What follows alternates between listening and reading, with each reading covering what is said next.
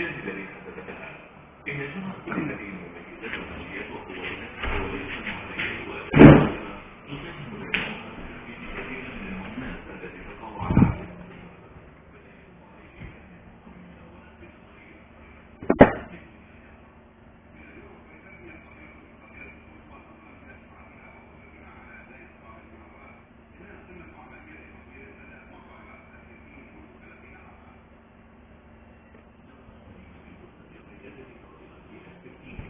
وهي طائرة ممتازة،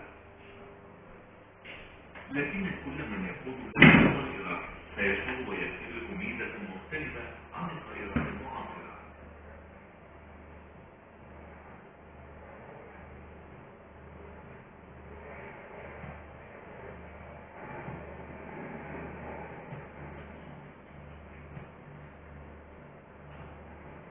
إن الطائرات المقاتلة الحديثة هي أكثر الطائرات العسكرية تطورا في تاريخ العالم، لكنها قد تكون الأخيرة.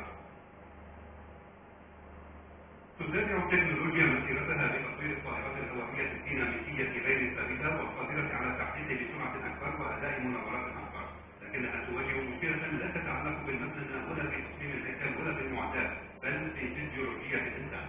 فبكل بساطة لا يمكن الجسم البشري أن يتحمل القوة G الهائلة التي يمكن أن تبلغها الطائرة.